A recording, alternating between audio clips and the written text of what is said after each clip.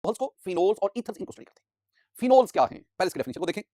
Aromatic compounds which contain one or more hydroxyl groups directly attached with carbon of benzene ring are called phenol. यानी पहली बात क्या आ गई कि phenols are aromatic compounds. इसमें क्या होता है, एक या एक से ज्यादा हाइड्रोक्सिल ग्रुप बेंजीन रिंग में कार्बन के साथ अटैच होते हैं। आप इस बात को समझिए मैं कहना क्या चाहता हूं। माय डियर स्टूडेंट, ये मेरे पास ना बेंजीन रिंग है। आप इसमें देखेंगे यू हैव 6 कार्बन और हर कार्बन के साथ एक हाइड्रोजन। आप एक काम करें, आप एक हाइड्रोजन की जगह पे OH ग्रुप ले आए, हाइड्रोक्सिल ग्रुप ले आए। अब हुआ क्या, अब आपके पास ये जो प्रोडक्ट बना यानी ये जो डेरिवेटिव ऑफ बेंजीन बना, इसमें इसमें ये जो OH ग्रुप है, हाइड्रोक्सिल ग्रुप है, ये बेंजीन रिंग के कार्बन के साथ डायरेक्टली अटैच है। This one is the phenol. इसके बरक्स ये मेरे पास बेंजीन है, बेंजीन के ऊपर ये CH2 ग्रुप है। अब CH2 ग्रुप के साथ OH लगा हुआ है। अब इसमें अगर आप देखेंगे ना, it has the hydroxyl group OH group, it has the benzene ring, लेकिन OH ग्रुप बेंजीन रिंग के कार्बन के साथ डायरेक्टली अटैच नहीं है। अब इसमें क्या है, इसमें जो OH है वो CH2 उस कार्बन के साथ अटैच। तो ये वाला जो है this is not a phenol, this one is benzyl alcohol. और ये मेरे पास जो है जिसमें OH ग्रुप बेंजीन रिंग के कार्बन के साथ डायरेक्टली अटैच हो, that is called the phenol. अब इसमें एक OH भी बेंजीन रिंग के कार्बन के साथ अटैच हो सकता है, दो भी हो सकते हैं, तीन भी हो सकते हैं, तो all these are called phenols. My dear student, phenol की जो सिंपलेस्ट एग्जांपल ऑफ फिनोल जिसमें ये बेंजीन रिंग और उसमें इस कार्बन के साथ OH, this one is called phenol. बड़ा interesting point, this one is called phenol. अब ऊपर मैंने क्या कहा, ऊपर मैंने कहा जो समझाया आपको, मैंने कहा phenols these are organic compounds.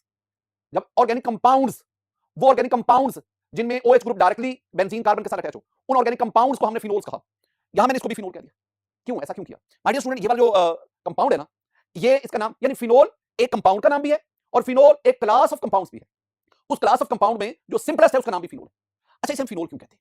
इसको हम फिनोल इसलिए कहते हैं क्योंकि इन द पास्ट जो ग्रीक लैंग्वेज में एक लफ्ज है phene, it was used for benzene. माजी में ना बेंजीन को फीन कहते थे, फीन फीन। और ये जो OH ग्रुप है, हाइड्रोक्सिल ग्रुप है, हम इसे क्या कहते हैं, ओल। तो बेंजीन ये वाला, ये बेंजीन जिसे हमने फीन का, ये फीन, ये ओल, तो फीनोल यानी हाइड्रोक्सी बेंजीन, इसको हमने क्या कहते हैं, फिनोल। तो phenol, phene, phenol, phene was the oldest name of benzene and OH for ol. तो फीन और ओल, आई मीन बेंजीन के ऊपर जब हाइड्रोक्सी ग्रुप लगे तो ओल and that is called the phenol.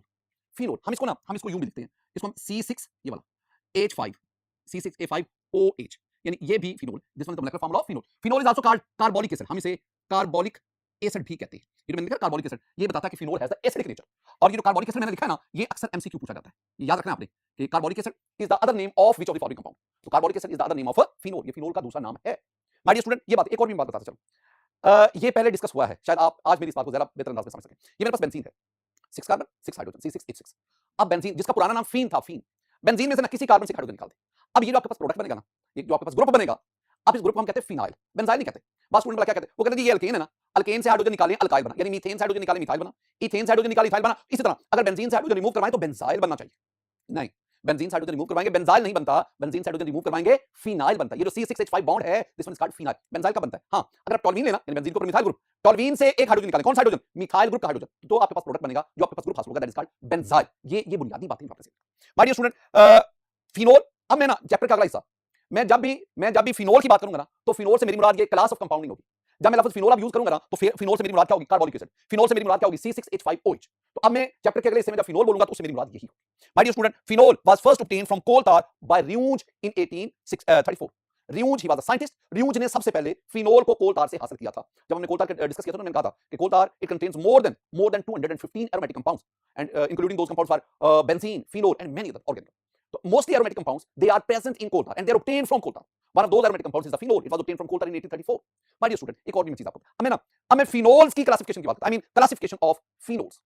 Phenols पहले तो बात होगी ना कि जब बेंजीन के ऊपर एक OH आएगा, हम इसका जो नेम है, हम इसे हाइड्रोक्सी बेंजीन भी कह सकते हैं, हम इसे फिनोल भी कहेंगे, हम इसे कार्बोलिक एसिड भी कहते हैं। लेकिन माय डियर स्टूडेंट, अगर बेंजीन के ऊपर दो OH ग्रुप आ जाए, दो हाइड्रोक्सिल ग्रुप आ जाए, अगर दूसरा हाइड्रोक्सिल ग्रुप आर्थो पोजीशन पे है, अगर दूसरा हाइड्रोक्सिल ग्रुप मेटा पे आए, अगर दूसरा हाइड्रोक्सिल ग्रुप पैरा पे आए, अब ये डाइहाइड्रिक फिनोल्स बन गए।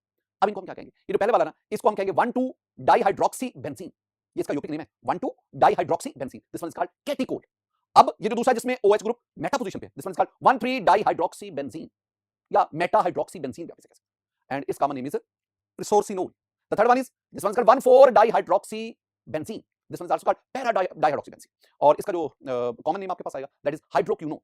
ये मेरे पास ये वो फिनोल्स हैं जिसमें दो OH ग्रुप है। स्टूडेंट एक और बात, अगर मैं बेंजीन के ऊपर एक OH ग्रुप लगाऊं, ये फिनोल बन गया, लेकिन साथ ही अगर मैं मिथाइल ग्रुप लगाऊं, ये मिथाइल ग्रुप मैं 3 पोजीशन पे लगा सकता हूं, आर्थो पे, मेटा पे, पैरा पे।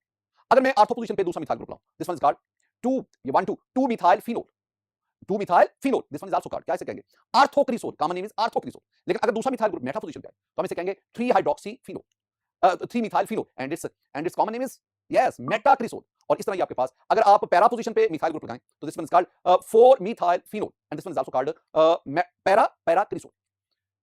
माय डियर स्टूडेंट, अब हम ना प्रिपरेशन ऑफ फिनोल की तरफ आते हैं। फिनोल की प्रिपरेशन के कई मेथड्स हैं। हमारी जो बुक है, हमारी जो टेक्स्ट बुक है, उसमें दो मेथड्स दिए गए। पहला क्या है? पहला मेथड आपके from chlorobenzene, this one is called Dawes method. This method was first of all introduced by a German analytical chemist Dawes. उसी के नाम पे हम इसे Dawes method कहते हैं। My dear student, ये जो Dawes method है, this one is मैं यहाँ पे लिखता जाऊंगा कि this one is very very important. ये बहुत अहम है, एग्जामिनेशन इंपॉर्टेंट। आप इसमें क्या करते हैं? आप इसमें क्लोरोबेंजीन की हाइड्रोलिसिस करते हैं।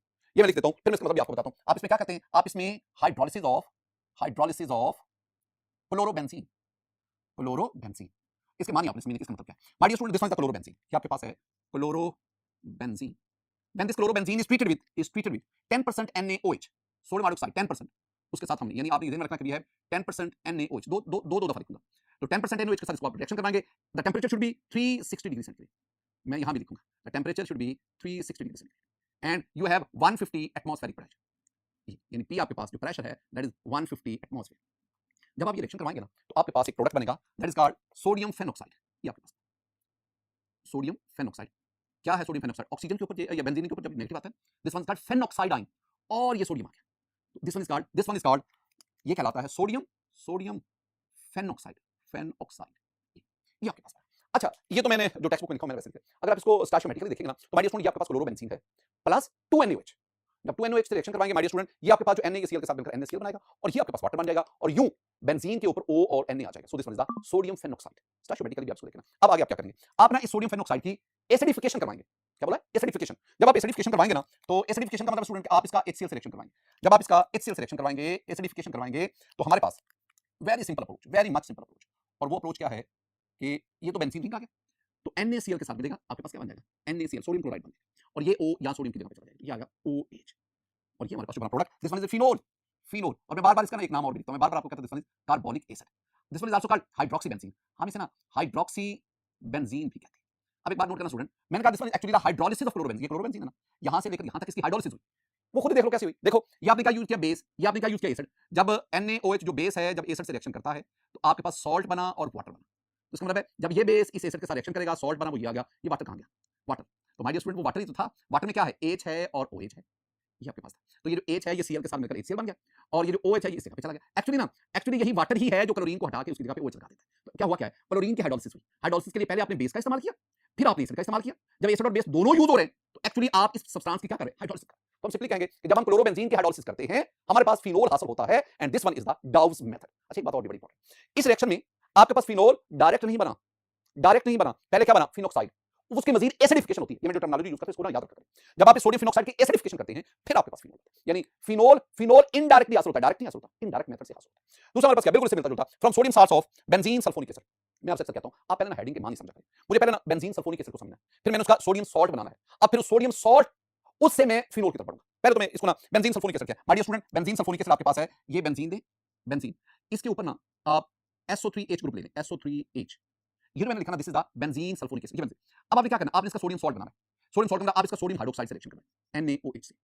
जब आप रिएक्शन करवाएंगे ना, जब आप रिएक्शन करवाएंगे तो ये H देगा, ये एसिडिक प्रॉपर्टी शो करेगा, ये H देगा, ये OH देगा, इसका मतलब वाटर निकल, ये एसिड, ये बेस, बेस में OH दिया, एसिड में वाटर, माइनस H2, वाटर निकल गया। बाकी आपके पास क्या बना? एसिड और बेस रिएक्शन से वाटर के साथ सॉल्ट बनेगा, और सॉल्ट में आपके पास H की जगह पे Na आ गया, और ये आपके पास बना ये प्रोडक्ट, यानी ये SO3Na, and this one is called sodium salt of benzene, यानी this one is sodium salt, this one is the salt, sodium benzene sulphonate, this one is the salt. अब ये जो सॉल्ट बनाना, इससे आप फिनोल हासिल करेंगे। कैसे हासिल करेंगे? आइए हम देखते हैं। माय डियर स्टूडेंट, आपने ये ले लिया sodium salt of benzene sulphonic acid, इसका सोडियम हाइड्रोक्साइड सिलेक्शन करना, बेस का सिलेक्शन करना। जब बेस का सिलेक्शन करवाएंगे, जरा देखना गौर से। माय डियर स्टूडेंट, आपके पास एक तो बनेगा Na2CO, Na2SO3, SO3 4 नहीं, this is called sodium sulphide. क्या कह रहा हूं? This is called sodium sulphide, SULPHITE, sulphide, not sulphate. साथ ही साथ आपके पास क्या बना? वाटर, ये दूसरी चीज, plus we get the sodium, ये मेरे पास ONA, यहां भी मैंने जिक्र किया, ये सोडियम फिनॉक्साइड बना। तो आपके पास ये पहले स्टेप पे क्या बना? हमारे पास पहले स्टेप में बना सोडियम फिनॉक्साइड, ऑक्साइड। अब दोबारा सुन लो, आपने ये क्या लिया? This one is the sodium salt of benzene sulphonic acid. ये क्या है? ये बेस है, कंडीशन भी, टेंपरेचर भी पता नहीं। My dear student, this reaction is carried out at 320 degree centigrade, 320 degree. This reaction is carried out 360 degree centigrade, this reaction is carried according to our book at 320 degree centigrade. Sodium phenoxide बना, ये बन गया sodium phenoxide. अब sodium phenoxide से phenol कैसे लेना है? तो ये आप उसकी सोडियम फिनॉक्साइड की क्या करवाएं? एसिडिफिकेशन। ये सोडियम फिनॉक्साइड बना, ये वाला, तो आप इसका HCl से एसिडिफिकेशन करवाएं, बिल्कुल यही स्टेप उठा के नीचे लिख दो। तो जब आप ये रिएक्शन करवाएंगे माय डियर स्टूडेंट, ये सोडियम क्लोरीन से मिलेगा, NaCl बना और सोडियम की जगह पे चला गया और यूं आपके पास फिनोल हासिल हुआ। ये आपके पास फिनोल हासिल हुआ, OH और साथ आपके पास NaCl। मैं आपको समझाने के लिए मैं इस टर्म को कहता हूं कि आप इसकी सोडियम फिनॉक्साइड की एसिडिफिकेशन करवाएं, तो फिर आपके पास ये प्रोडक्ट बनेगा। This product is phenol, this one is carbonic acid, this one is hydroxybenzene. अच्छी क्वालिटी चीज वो क्या होता वाला क्या है, आपने ये सॉल्ट लेते हैं, ये सॉलिड स्टेट में, सोडियम हाइड्रोक्साइड वो भी सॉलिड स्टेट में, sodium hydroxide is called alkali, alkali strong base है, वाटर सॉल्युबल बेस है, अल्कली। तो आपने सोडियम फिनॉक्साइड साल्ट और अल्कली सोडियम हाइड्रोक्साइड वो जो इन दोनों को फ्यूज कर मिक्स करना है, फिर 320 डिग्री सेंटीग्रेड पे इसको हीट करना है। जब आप हीट करेंगे तो आपके पास सोडियम सल्फाइड वाटर और साथ साथ आपके पास सोडियम फिनॉक्साइड हासिल होता है। फिर उस इनका मिक्सचर हासिल होता है, मिक्सचर, उस मिक्सचर का फिर आप एसिड से रिएक्शन करवाते हैं। जब एसिड से रिएक्शन करवाएंगे तो आपके पास ये प्रोडक्ट बनता है। अब ये फिनोल ये भी सॉलिड है, सोडियम क्लोराइड ये भी सॉलिड है, यानी सोडियम क्लोराइड जो हम ये टेबल साल्ट कहते हैं, ये खाने में इस्तेमाल करते हैं, और फिनोल इज हाईली पॉइजनस, ये तो जहर है एक तरह का। तो अब फिनोल और सोडियम क्लोराइड दोनों सॉलिड्स हैं, दोनों का मिक्सचर हासिल हुआ, दोनों क्रिस्टलाइन सॉलिड है। अब आप उसमें से फिनोल को कैसे सेपरेट करना चाहते हैं, इसके लिए student the phenol is recovered bye steam distillation. Steam distillation, आप इसमें से स्टीम पास करवाएंगे, स्टीम डिस्टिलेशन से फिनोल को सेपरेट करेंगे। वो क्यों जी? अब यहाँ पे कई बातें, एक फिनोल का मेल्टिंग वॉल्यूम पॉइंट कम है, NaCl का ज्यादा है। जब आप स्टीम पास करवाएंगे वो फिनोल को अपने साथ ले जाएगी। और एक और भी बात, phenol is more volatile, highly volatile as compare to NaCl। तो हाईली वोलेटिलिटी की वजह से, लो मेल्टिंग पॉइंट की वजह से आप स्टीम डिस्टिलेशन के जरिए फिनोल को सोडियम क्लोराइड से सेपरेट कर लेते हैं। माय डियर स्टूडेंट, ये दो थे हमारे पास method of preparation, Dow's method से और from sodium salt of benzene sulphur, from salt of benzene sulphonic acid उससे। Physical properties of phenol, phenol की फिजिकल जो हमारी टेक्स्ट बुक में लिखी, मैं वहीं तक ही महदूद रखूंगा आपको। माय डियर स्टूडेंट, पहली physical property, phenol is a colourless crystalline deliquescent solid. ये कलरलेस है, आप इसको देख सकते हैं, ये कलरलेस है, क्रिस्टलाइन है, डिलैक्विसेंट सॉलिड है, ये मॉइस्चर अब्सॉर्ब करके लिक्विड में कन्वर्ट हो जाता है, डिलैक्विसेंट है, कलरलेस है, आप इसको देख सकते हैं। It has characteristic phenolic adore, इसकी एक मखसूस स्मेल है, वो फिनोलिक अडोर के नाम से मशहूर है। इस melting point is 41 degree centigrade and it's boiling point is 182 degree centigrade. इसका मेल्टिंग और बॉइलिंग पॉइंट ना अपने से कंपैरेटिवली सेम मोलेकुलर मास वाले जो अदर कंपाउंड है उसकी निस्बत ज्यादा होता है। वजह बहुत सिंपल है स्टूडेंट, आप ये फिनोल मॉलिक्यूल्स में देख रहे हैं, in phenol molecule we observe the hydrogen bonding and due to hydrogen bonding, intermolecular hydrogen bonding, and due to this hydrogen bonding phenol show higher melting point and higher boiling points. My dear student, आगे बढ़ते हैं, दो important इसकी physical properties discuss करते हैं। My dear student, पहली physical property that is the solubility. Solubility में हम क्या कहेंगे कि phenol are sparingly soluble in water. Room temperature पे बात कर रहा हूं मैं पहले रूम टेंपरेचर की बात कर रहा हूं, 25 degree centigrade that is the room temperature. Room temperature पर फिनोल पानी में स्पेरिंगली किसी हद तक हल होते हैं और पिंक सॉल्यूशन बनाते हैं, ये भी एक पहचान है। क्या बनाते हैं? Pink solution. सॉल्युबिलिटी क्या है? इनकी सॉल्युबिलिटी है 9.3 ग्राम पर 100 ग्राम ऑफ वाटर। ये सॉल्युबिलिटी 9.3 ग्राम पर 100 ग्राम, बहुत कम सॉल्युबल है। माय डियर स्टूडेंट, अगली बात क्या लिखी हुई है, phenol is completely soluble above 68.5 degree centigrade. मैंने ना फर्स्ट ईयर चैप्टर 9 में एक आपको टर्म पढ़ाई थी, फिनोल वाटर सिस्टम, और उसमें हमने क्या पढ़ा था, जरा और से देखिए। उसमें हमने पढ़ा था कि जब इक्वल वॉल्यूम ऑफ फिनोल और वाटर दोनों को रूम टेंपरेचर पर मिक्स करते हैं तो हमारे पास ये एक होमोजेनियस मिक्सचर बनता है। इसमें ये दो, एक ऊपर लेयर एक नीचे layer, these are conjugate solutions of each other. फिर हमने क्या पढ़ा? हमने कहा रूम टेंपरेचर 25 के जब आप इसको हीट करते हैं, हीट करने पर ये दोनों कंजुगेट सॉल्यूशन आपस में मिक्स होते जाते हैं और जब टेंपरेचर इस लेवल तक पहुंचता है तो अब आपके पास वो दोनों लेयर्स खत्म हो गई। Now you have a homogeneous mixture, you have a single layer. अब ये जो टेंपरेचर हासिल होता है, this temperature is called upper consolidate temperature, this one is called critical solution temperature. तो इसका मतलब है 68.5 डिग्री सेंटीग्रेड से ज्यादा टेंपरेचर पर फिनोल वाटर में मुकम्मल तौर पर हल होकर, लेकिन इस टेंपरेचर से कम अगर रूम टेंपरेचर की बात करेंगे तो उस पे आपके पास ये दो ये स्पेरिंगली सॉल्युबल होगा और आपके पास ये दो कंजुगेट सॉल्यूशन हासिल। ये मैंने सॉल्युबिलिटी की बात। Next student, we have the uses. एक दफा एग्जाम में क्वेश्चन आया था कि write down any two uses of phenol. हमारी बुक में तो एक का जिक्र है, वो देखो क्या लिखा हुआ है कि फिनोल इज पॉइजनस। ये जो मैं फिनोल की बात कर रहा हूं ना, ये मैं कार्बोनिक एसिड की बात कर रहा हूं। जो अदर फिनोल्स हैं they are also highly poisonous, highly toxic. तो phenol is poisonous, it is used as a disinfectant in hospitals and washrooms. Phenol is highly toxic and they kill all kind of cells. चूंकि ये micro organism को किल कर देते हैं, लिहाजा ये antiseptic के तौर पर, डिसइंफेक्टेंट के तौर पर यूज करते हैं। और वॉशरूम्स के अंदर, हॉस्पिटल्स के अंदर आपने वो फिनोल को देखा होगा। हम घरों में भी क्या करते हैं, हम घरों में भी ना सफाई के बाद हम वहां पे फिनोल वगैरह उसके जरिए, ताकि जर्म्स वगैरह, माइक्रो ऑर्गेनिज्म वगैरह, बैक्टीरिया वो किल हो सके। तो एक क्लीन एनवायरनमेंट के लिए फिनोल का इस्तेमाल किया जाता है। माय डियर स्टूडेंट, यूजेस इसके और भी कई हैं, मैं आपके साथ डिस्कस कर सकता हूं कि आगे चल के हम पढ़ेंगे कि phenol can be used to prepare the bakelite, that is a very useful polymer. Phenol can be used to prepare the picric acid, ये जो पिक्रिक एसिड है 246 trinitrophenol, this one is the picric acid, this one is an explosive material. और कई तरह के compounds उनकी preparation में phenol इस्तेमाल होता है। आप ना ये दो यूजेस इसके, एक तो मैंने जो सिंथेटिकली बताया बेकलाइट वगैरह, पिक्रिक एसिड और भी कई कंपाउंड उनकी मैन्युफैक्चरिंग में फिनोल इस्तेमाल होता है, और दूसरा ये बताओ disinfectant use because this one is highly toxic. My dear student, आज के इस लेक्चर में मैंने आपको फिनोल्स बताए, फिर मैंने आपको preparation of method of preparation of phenol and carbonic acid, फिर हमने इनकी प्रॉपर्टीज को। मेरी दुआ है कि अल्लाह ताला आप पर अपना फजल फरमाए, अल्लाह ताला आप पर अपना करम फरमाए। अस्सलाम वालेकुम व रहमतुल्लाह।